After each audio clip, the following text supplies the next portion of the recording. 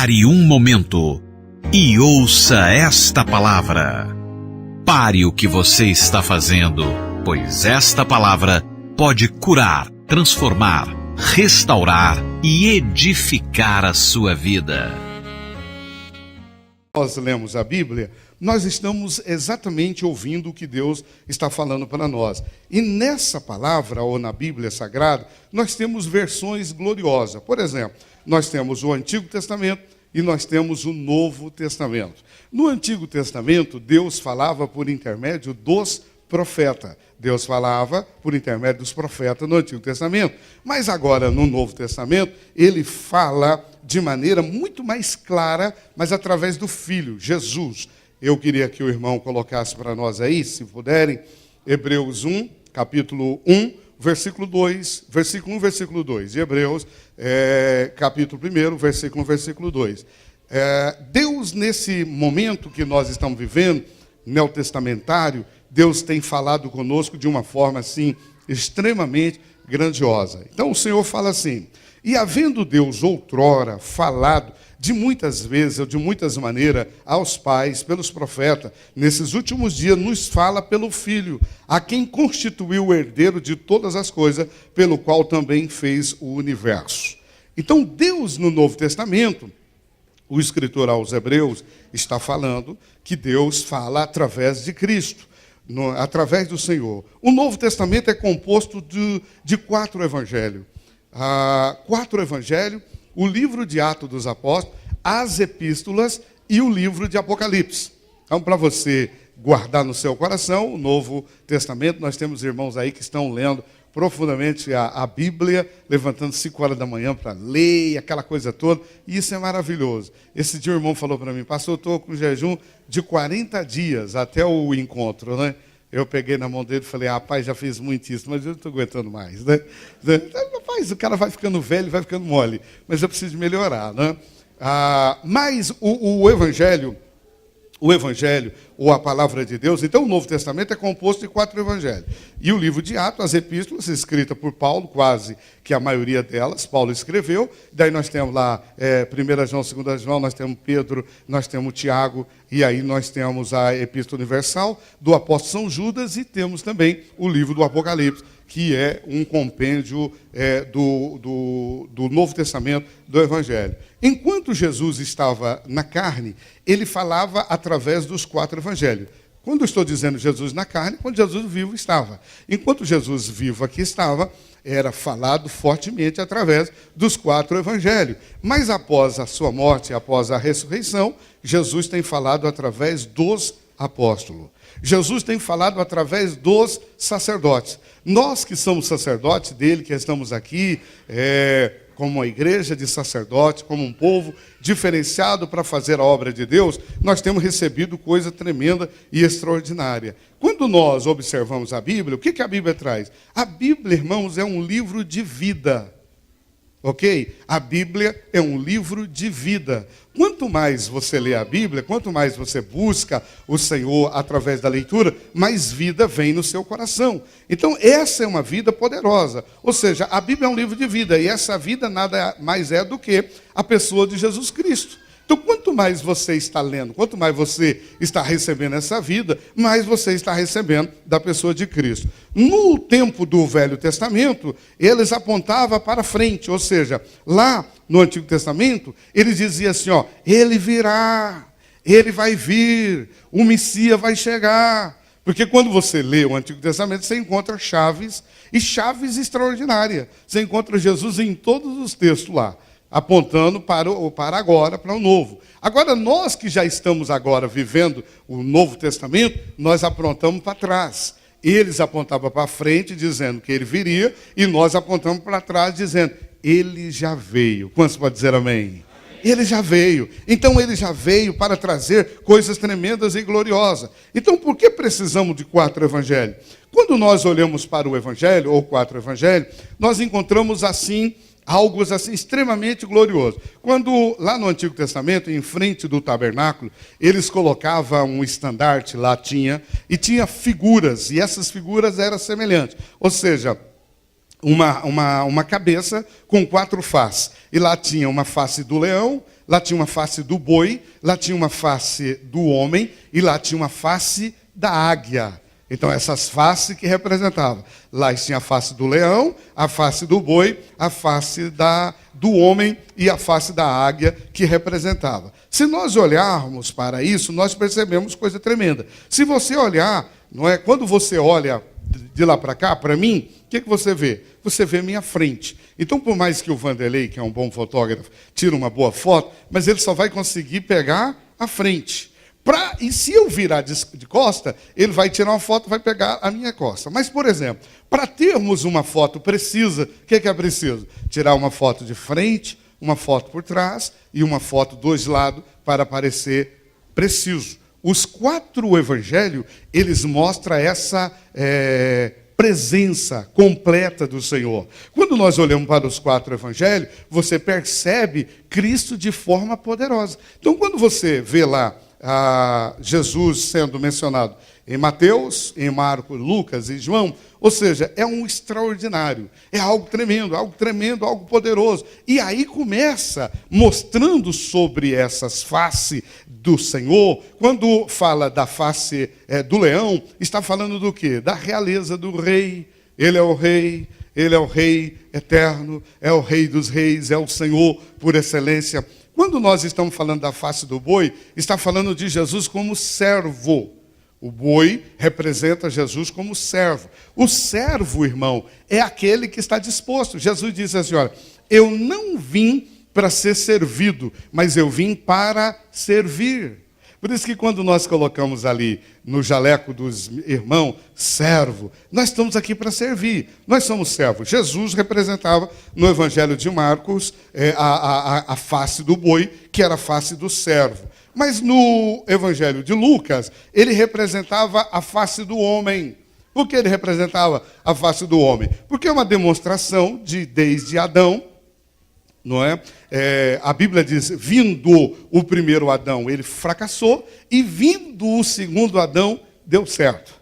O primeiro Adão fez com que o pecado fosse introduzido. O segundo Adão, que é Jesus, veio para livrar o homem, ou para perdoar o homem, ou remir o homem do pecado. Então a face do homem é uma demonstração do homem pecador, do homem que precisa, do homem que necessita e que realmente precisa do favor do Senhor. Jesus foi 100% Deus e 100% homem.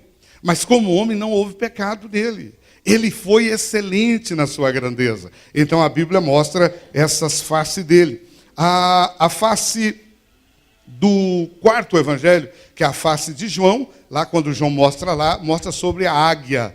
E na águia está mostrando o quê? Porque Deus não tem começo e não tem fim. Então a Bíblia diz assim, e no princípio era o verbo, e o verbo era Deus, e o verbo estava com Deus. No princípio, então não tem começo, não tem fim. Então essa é a grandiosidade do Senhor, e Ele está conosco aqui nessa manhã.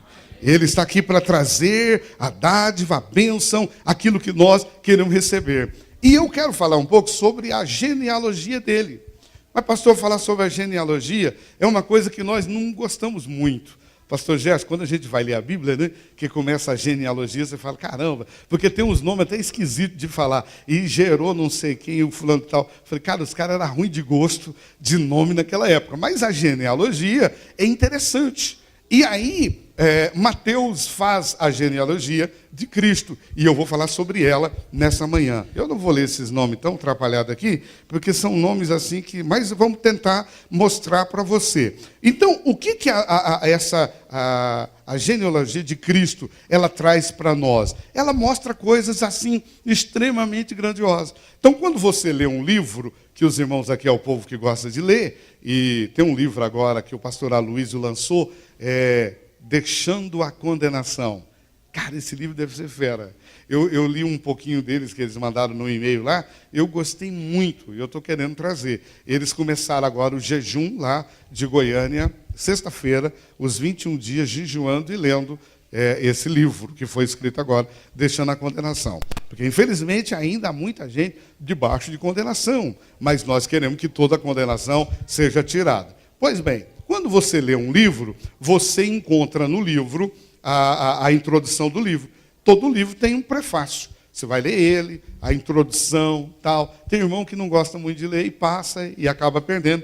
Muitas das vezes, na introdução ou no prefácio, tem algumas revelações lá interessantes. E é importante também, quando você lê o livro, que na introdução, no prefácio do livro, você já entende o que o autor quer falar no livro. Então, muitas das vezes tem irmão que fala assim, pastor, eu li e não entendi nada ainda. Mas vamos melhorar nessas leituras e você vai entender. Então, a genealogia era nada mais, nada menos do que falando sobre Cristo. Ou seja, era a apresentação. Cada evangelho foi escrito numa ótica interessante. E o evangelho de Mateus, ele apresenta Jesus como reino, como rei. Rei do judeu, um rei excelente. E Mateus escreve sobre isso. Então, nós vamos ler Mateus, capítulo 9, o versículo 9. Coloca para mim aí, queridão. Mateus 9 e 9. Vou começar por ali. Mateus, ele foi um cara que teve um passado assim muito ruim. Mas Deus não consulta o seu passado para definir o seu futuro. Mas o que acontece? O passado de Mateus não era um passado muito bem. Então o versículo diz assim, e partindo Jesus dali, viu sentado na coletaria um homem chamado Mateus, e disse-lhe, segue-me. E ele levantou-se e seguiu. Coleteria, né? De vez em quando. Acabou com tudo, vamos embora. Então vai, vocês entenderam o mover. Deixa lá um pouquinho lá para o povo pegar. Muito bem. Mateus trabalhava num lugar que era, em outras palavras, a Receita Federal, a Receita Estadual, ou a Receita Estadual, ou a Receita Federal. Naquele lugar onde ele trabalhava, não é? Era uma alfândega, um lugar onde a alfândega ficou melhor. Era o lugar onde ele trabalhava, onde ele cobrava, e, viu, Marli, tem hora que enrosca, não é? E ele trabalhava ali, mas ele era muito mal visto, o Mateus. Por quê? Naquela época havia os fariseus, e havia os publicanos, e havia os pecadores. Os publicanos e os pecadores eram uma raça que ninguém gostava muito. Porque os pecadores eram os caras que viviam com a vida miserável, tudo pecaminosa, tudo. Mas o publicano era pior. Porque o publicano, supostamente, o judeu não gostava dele, porque achava que eles acabavam extorquindo o dinheiro das pessoas. Tanto é que Mateus, não é, o publicano, ele não omite o seu passado. Quando ele começa a falar, ele fala sobre os apóstolos. O apóstolo Pedro, o apóstolo João, o apóstolo Paulo, mas ele fala Mateus, o publicano. Porque o passado do Mateus não era um passado que envergonhava. O passado de Mateus era um passado que enaltecia o Senhor. Muitas das vezes você tem vergonha do seu passado. Mas eu quero dizer que o seu passado, irmão, muitas das vezes é para engrandecer o Senhor. Porque as pessoas que te conhecem falam assim, cara, um dia eu estava numa comunhão e chegou um rapaz lá naquela comunhão e encontrou o Theo lá. E daí o cara veio lá e me abraçou e falou para mim assim, pastor Osmar, o senhor é o pastor Osmar? Foi aquele que levou ele. Aí o senhor é o pastor Osmar? Sou eu, tal, tal. Aí ele falou assim, cara, eu não acredito que esse Paraíba ficou crente. Você está entendendo? Porque o Theo era o terror lá. Tá? Ele perguntou umas 2 vezes para mim, falou, pastor, mas ele está firme mesmo? Ele está firme aí no culto, ele está vindo, ele está indo, ele está... Falei, tá. Ele é até líder de célula. O cara falou, não acredito, cara. Por quê? O passado glorifica a Deus.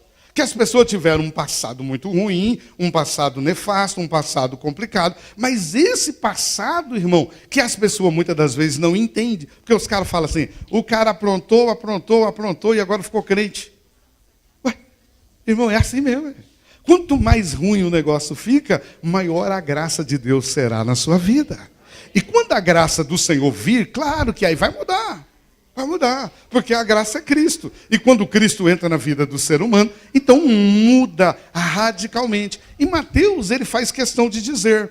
Agora, os irmãos percebem que Mateus, ele era proibido de entrar na sinagoga. O publicano não podia entrar na sinagoga.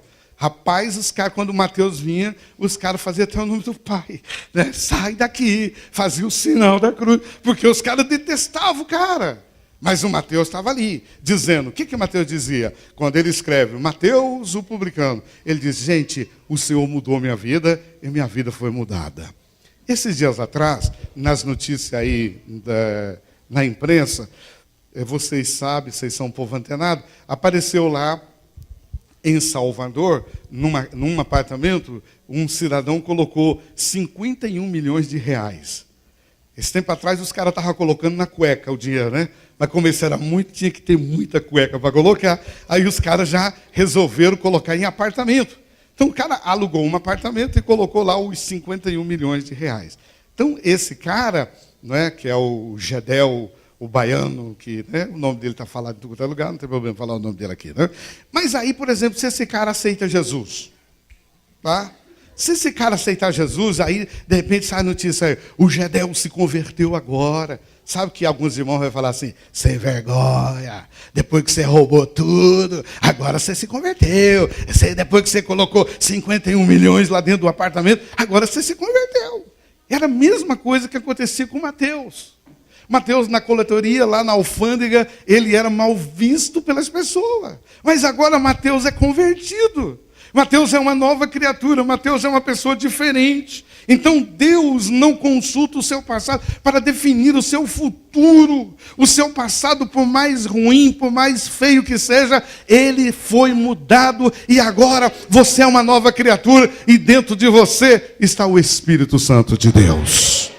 E nós estamos agora vivendo um tempo precioso, não é? Aí o Gedel se converte. Vamos supor que o Gedel se converta, tá? Aí sai a notícia aí, Lineu, o Gedel se converteu e agora quer batizar. E aí eles convidam o pastor Osmar para batizar.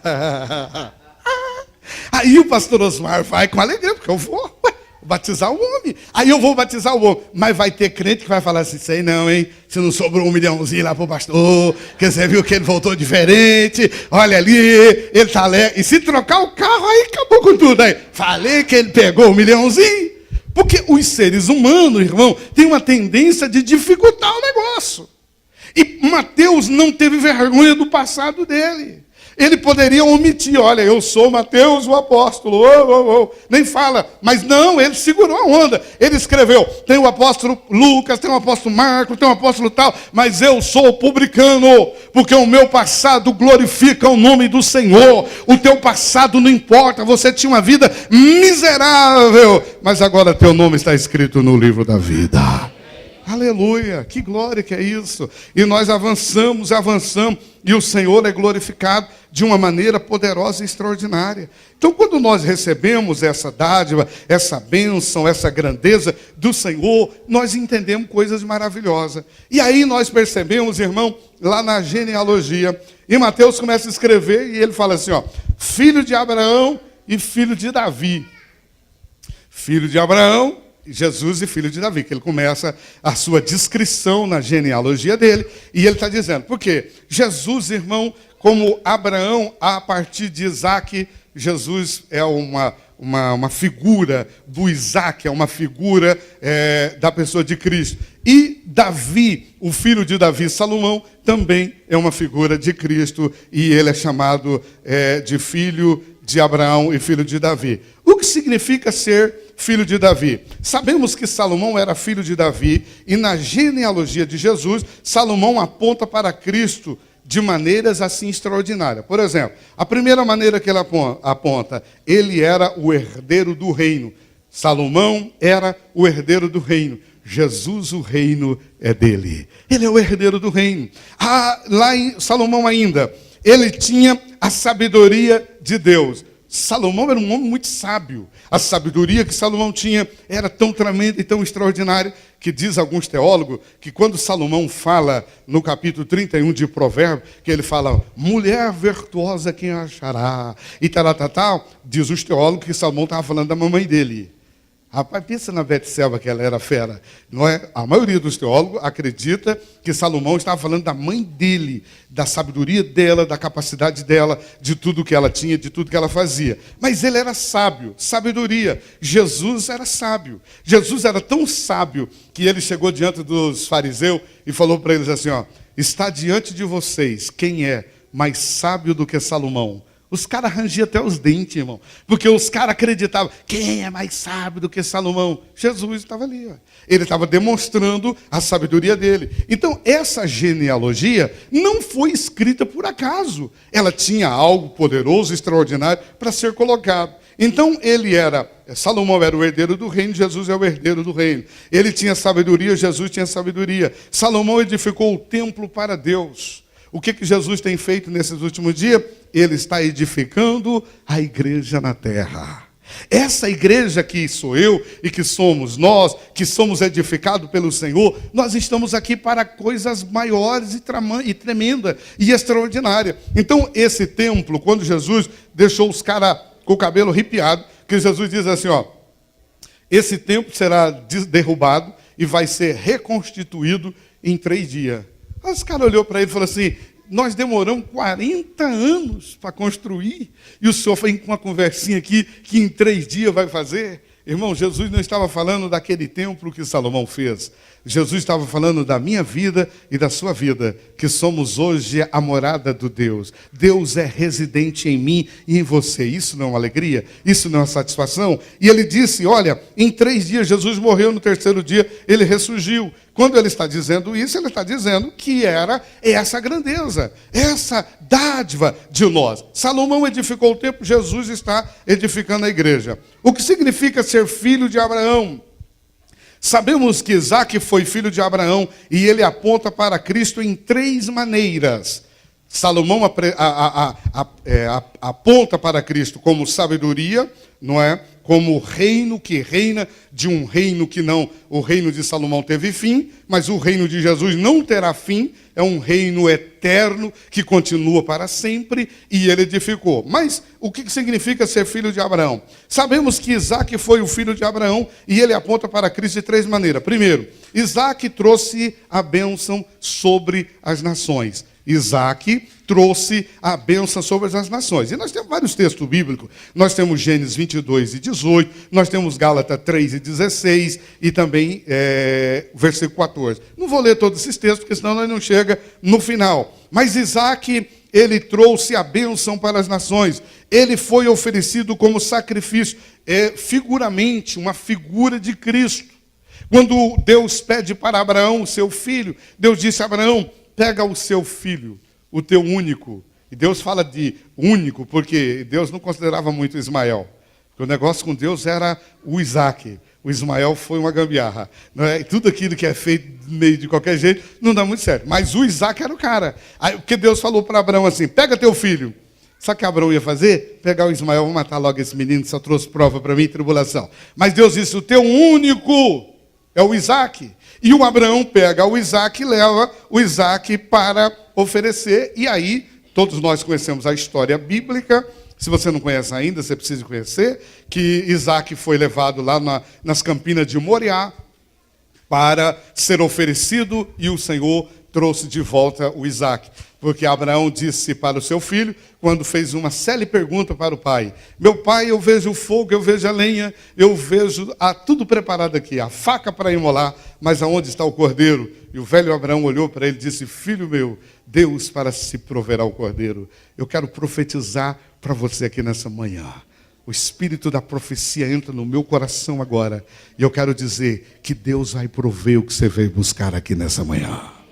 Aquilo que você quer receber do Senhor. Aquilo que muitas das vezes as dificuldades e as situações contrárias te impedem. E você diz, será? Quando Deus manda te dizer, Deus proveu hoje a tua bênção. Amém? Hoje a tua bênção. Então Deus proveu. Quando Abraão vai imolar o Isaac, entre os ramos de um arbusto estava o cordeiro, e ele pega o cordeiro e coloca. Então ele foi oferecido como sacrifício, figuramente ele ressurgiu. Jesus está. Isaac recebeu uma noiva. Isaac recebeu uma noiva. Foram buscar a Rebeca longe para o Isaac. E trouxeram a Rebeca para o Isaac. E a Rebeca, quando veio para o Isaac, eu já falei isso várias vezes, eu vou falar de novo, só para você gravar. Rebeca, ela era tremenda, irmão. Por exemplo, quando o Eliezer, o Damasceno, viu, Vinícius, você está olhando legal ali, estou gostando de pregar para você também, amém.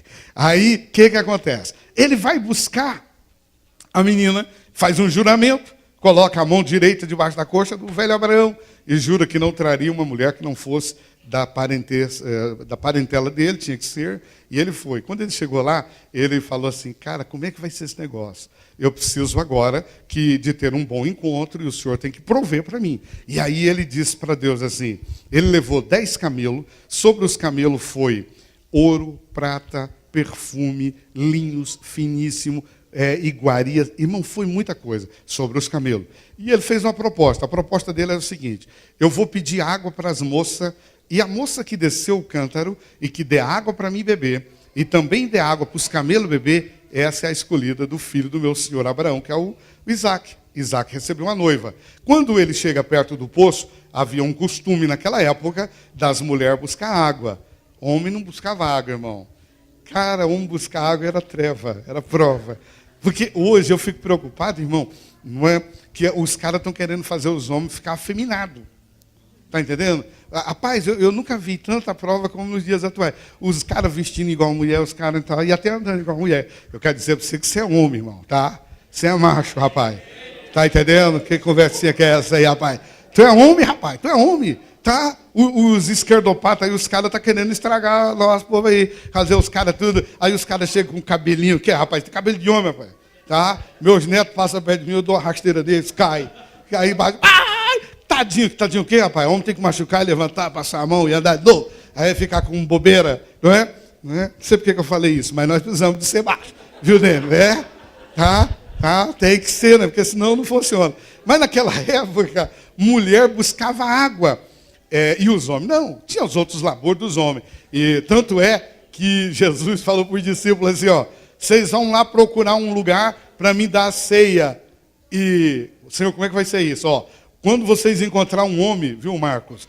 Jesus falou assim, ó, quando vocês encontrar... O Marcos está invocadão com uma barbona ali, show, hein? Nem estava conhecendo ele. Aí, falou assim, quando vocês encontrar um homem com um cântaro na cabeça, segue. Eu disse, você está de brincadeira. Homem com um cântaro na cabeça e sair disso, isso é homem não, hein? Jesus, não se preocupa não que é. Isso aí é só para mostrar para vocês o caminho, que aquele era, não é? Muito bem. Ele chega lá e pede água. As moças vão se aproximando da água para beber água, e as moças se esquivam, não é? E aí vem uma moça linda, irmão. Porque Rebeca, a Bíblia diz que ela era bem formosa. Era uma top, ela veio linda, bonitona ali, né? Então, aí ele olhou e falou, rapaz, se for aquela ali, o filho do meu senhor está do outro lado, né? Pensando o Eliezer. Aí o Eliezer chega e fala para ela, moça, você pode me dar um pouco d'água? Aí ela diz, perfeitamente. Baixou o cântaro, deu água para ele e deu água para os 10 camelos beber. Irmão, dar água para camelo não é fácil. Camelo bebe em média, 50 litros de água cada um. Pensa 10 camelos, rapaz, tinha que encher uma caixa de 500 litros para bater, e ela lá. E ele olhando, quando ela terminou de dar água, ele disse, então é você a escolhida e tem mais.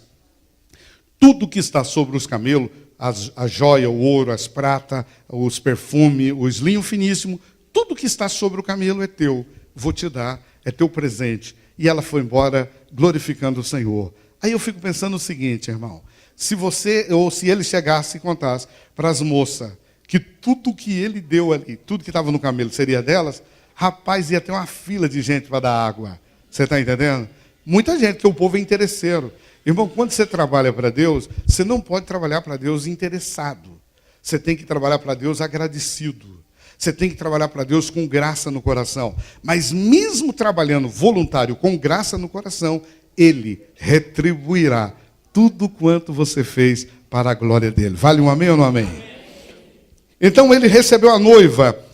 Como Isaac em Cristo, Jesus também abençoou todas as famílias da terra. A Bíblia diz que todas as famílias foram abençoadas através de Cristo. Ele foi oferecido como sacrifício pelos nossos pecados na cruz do Calvário. E ressuscitou no terceiro dia. Da mesma forma que Isaac, então, recebe a bênção, Jesus também recebeu, foi morto, mas ressurgiu. E hoje, irmão, Jesus recebe a noiva. Qual que é a noiva dele? Essa aí que está sentada aqui nessa manhã. Né? Quando nós, os homens, enquadram como noiva, você fala, rapaz, sabe que esse negócio está bem certo? Que noiva, mas nós somos a noiva de Cristo, irmão. E é uma maravilha. Somos a noiva, um povo bonito, um povo diferente, um povo que recebeu a dádiva do Senhor. Então é importante nós sabermos que essa genealogia, ela tem algo grande. Sabemos que Deus é Deus de Abraão, porque Deus sempre se expressa. Eu sou o Deus de Abraão. Eu sou o Deus de Isaac e também sou o Deus de Jacó. Sempre falando de três maneiras. Essas três formas que apontam, né, ou esses três tipos, essas pessoas, apontam para a trindade de Deus. Porque Deus Pai, Deus Filho e Deus Espírito Santo. Esse Deus é um Deus tremendo. Abraão. O que Abraão representa? Abraão representa aqueles que são importantes. Abraão representa aqueles que são importantes. Veja que Abraão ainda hoje é referenciado, ou as pessoas se dobram diante de Abraão. Nós temos pelo menos, nos monoteístas, não é? Pelo menos três grandes.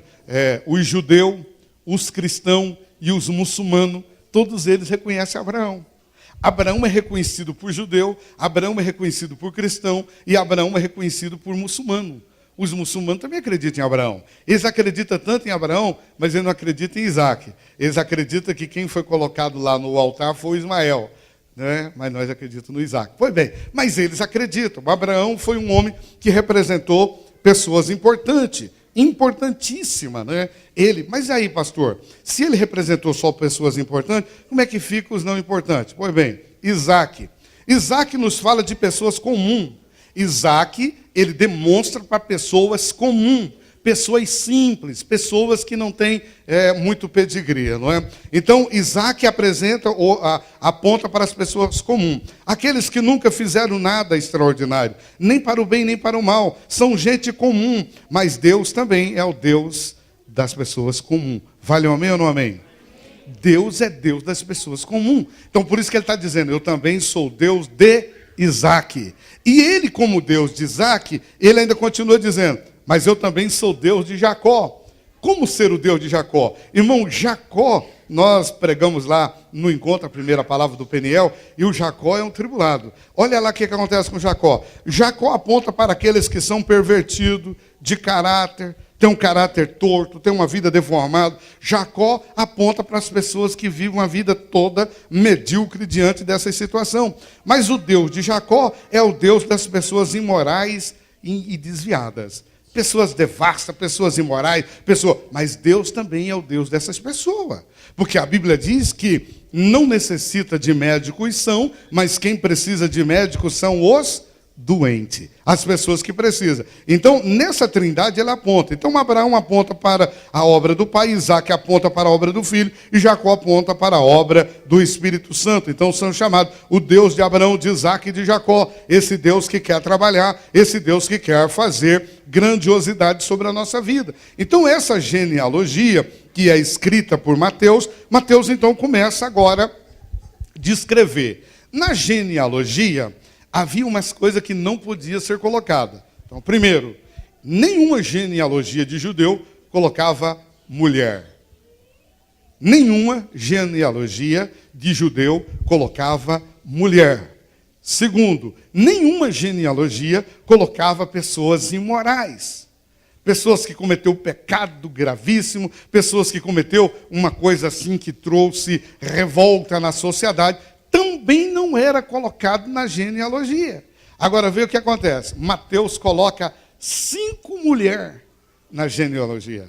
Pastor, mas eu não tinha percebido isso. Mas você vai perceber. Quando você começar a ler agora a genealogia de Mateus, a partir do primeiro versículo, e você vai ler lá, acha o versículo para mim aí que fala de Tamar, para nós ir direto no versículo. Então, veja bem. Ele coloca as mulheres. E quando ele coloca as mulheres, as pessoas ficam pensando assim, mas o que é isso? Como pode ser isso? Então, para os judeus, ou seja, não poderia ser constado nessa genealogia uma mulher, não é? E ainda se fosse gentia, era pior ainda, era uma coisa indigna, não tinha. Mas a palavra de Deus mostra que algo aconteceu ali. O Espírito Santo inclui o nome dessas mulheres, que Jesus veio ali e trouxe, não é, a semente, essas mulheres que gerou algo tremendo. Vou falar da primeira. A primeira mulher que entrou lá foi Tamar. Tamar, irmãos, a pastorzada nem gosta muito de pregar sobre esse texto, sobre Tamar, porque a história dela é uma história bem, até meio imprópria para falar em determinadas horas. Mas nós somos tudo salado e revelado pelo Senhor, e a bênção de Deus está sobre a nossa vida. Amém ou não amém? Vocês estão tão quietinhos, mas vocês estão ligados aí, né? Vocês estão comigo aí? Diga amém. Amém. Então não dorme não, hein? Você dormiu a noite inteira, horário de verão, está um pouco de sono, mas já nós vamos terminar. Tamar, ela casou com um filho de Judá. Judá era um dos filhos de Jacó. E naquela época tinha uma lei, não é? E quando casava com o primogênito, porque tinha que casar primeiro, tanto é que quando Jacó casou e deram Leia para ele, em vez de dar Raquel, porque Leia era mais velha. E o Labão sabia disso, e o Jacó caiu no conto dele. E ele trabalhou por Raquel, casou com Leia. Mas depois ele casou com a Raquel também, né? Porque ele foi insistente e ele conseguiu. Mas a Leia era a primogênita. Então a primogênita era diferente. Tamar teve filho por meio de um incesto. Então vamos falar sobre esse incesto, uma coisa terrível. Ela casou com o filho de Judá, e daí o filho de Judá morre, e morre jovem, e ela não tem semente, não tem filho do filho de Judá. Então havia uma lei do levirato que o filho segundo tinha que casar com ela. Rapaz, o negócio era feio, né? Porque casava o primeiro, morria, tinha que casar o outro, morria, tinha que casar. E aí, se tivesse um novinho, tinha que esperar o cara crescer. Quando ele crescia, a moça já estava uma coroa. Como é que ia casar? Mas tinha que casar, que era a lei, essa era a determinação. Mas Judá resolveu não dar o filho dele para ela casar. Judá disse, não vou dar, não vou dar, não vou dar. E vai daqui, e luta daqui, não deu. E Tamar, ela toma uma posição. Mas aí você fala, pastor, mas se essa mulher ela se tornou uma pessoa deplorável nessa situação, como é que pode? Ela teve relação com o sogro. Então Tamar fez o seguinte, ela foi lá e se vestiu de prostituta. É interessante falar isso, que naquela época as prostitutas se cobriam, hoje as prostitutas se descobrem. Entendeu? Mudou, o trem mudou ferozmente. Porque hoje, você vê a turma já fala assim, vou usar aqui um palavreado lá do Nordeste. Rapaz, então uma quenguinha danada, né? Porque as mulheres se desvestem. Então, quando você vê assim, só com aquele pedacinho ali, diz que é que nem... a turma fala assim que a saia é que nem arame farpado. Cerca, mas não cobra vista, né? Está cercado, mas todo mundo está vendo. Mas naquela época, o que acontecia? A prostituta se cobria. E ela se cobriu, colocou um véu sobre ela e ficou lá num determinado lugar. Vai passar o bonitão aqui. E o Judá passou lá e Tamar estava lá. Aí Judá deu uma olhada, falou para a turma, vai embora que eu vou fazer uma hora extra aqui. E foi uma zica, porque ele vai e deita com a menina. E a menina ficou grávida no primeiro ato.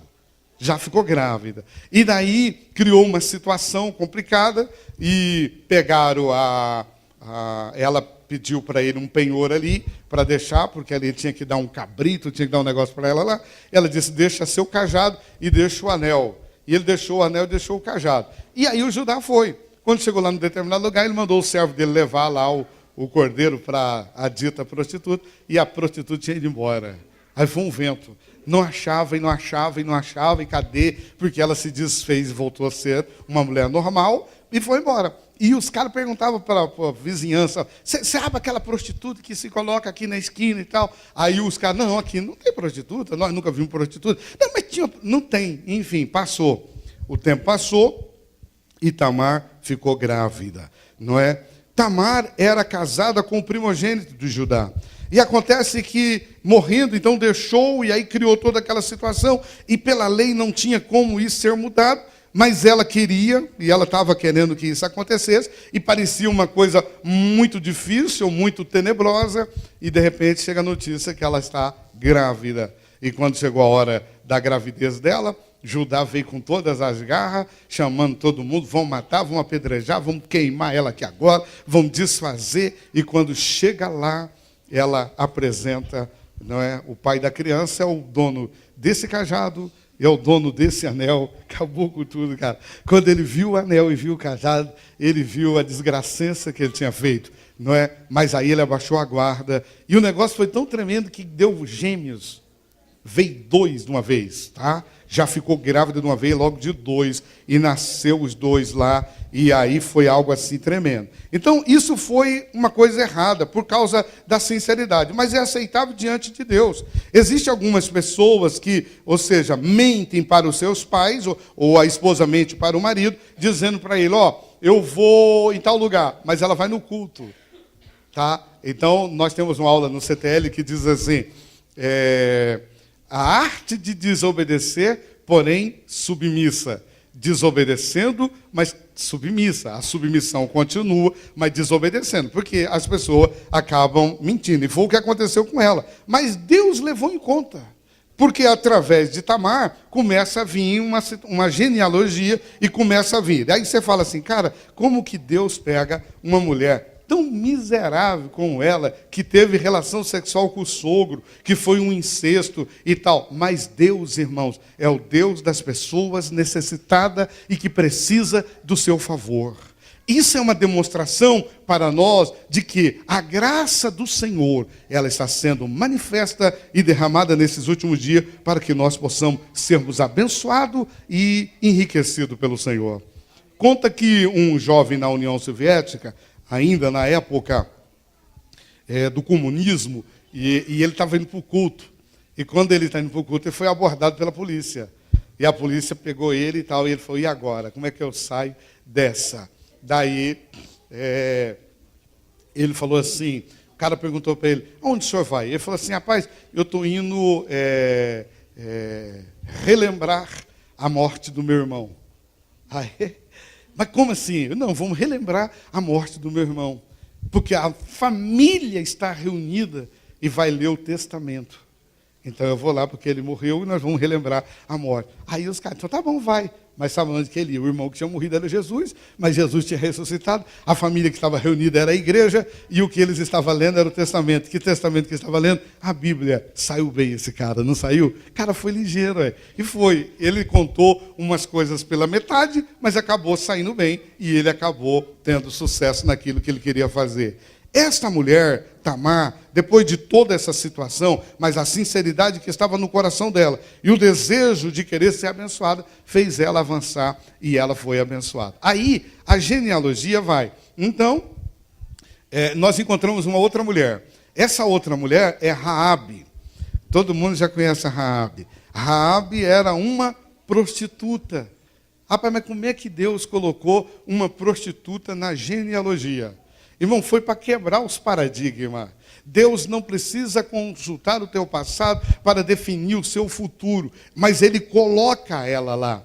Ele coloca Raabe. Raabe foi colocada dentro da genealogia. E quando Raabe vai sendo colocada, o que aconteceu com Raabe? Ela morava em Jericó. Jericó foi uma cidade que foi visitada pelos soldados de Israel. Antes deles tomar a cidade, os espias entraram. Quando os espias entraram lá dentro da cidade, eles foram parar na casa dela. E quando o rei de Jericó tomou conhecimento de que havia espia dentro da cidade, mandou fazer uma varredura. E fizeram uma varredura. E a Raabe escondeu os espias lá na casa dela. Guardou os espias, foi um negócio impressionante. Ela cometeu uma alta traição contra o seu governo, mas ela disse para eles assim, eu tenho sabido a respeito do vosso Deus, que abriu o mar vermelho, que fez com que codornizes caíssem para o povo comer no deserto, fez com que a água da rocha saísse para saciar a sede, fez com que maná descesse para que o povo comesse. Reinos poderosos e tremendos caíram por terra. Nós sabemos a respeito desse Deus. E Raabe estava dizendo, eu gosto desse Deus. Eu amo esse Deus. O nosso coração está desmaiando aqui dentro de Jericó, porque nós sabemos da bravura desse Deus. Quando nós amamos esse Deus, as coisas acontecem de uma forma extraordinária. E aí, Raabe guarda os espias, e os espias protegidos na casa dela. Depois que o rei faz a varredura, não encontrando, então ela libera eles para ir embora. E daí ela diz para eles, olha, eu quero um favor de vocês. Eu preciso que vocês me guardem, façam alguma coisa. Aí eles lembraram. O que eles lembraram? Os espias tinham acabado de sair do Egito. E quando eles saíram do Egito, eles passaram o sangue do cordeiro no umbral da porta. O sangue do cordeiro que estava passando no umbral da porta, aquilo tipificava a vida de Cristo, o sangue sendo protegido, Cristo protegendo eles lá. Daí eles disseram para ela, então você fala o seguinte, coloca um fio de escarlata sobre a tua casa. Chama seus parentes, seus familiares, chama tudo, vem todo mundo para dentro da casa, coloca esse fio de escarlata. Quando essa cidade cair e nós entrarmos aqui, o nosso comandante Josué vai respeitar. Ninguém que estiver dentro dessa casa vai sofrer dificuldade. Abre o teu coração. Querido irmão, você e a sua família é protegida pelo Senhor. A sua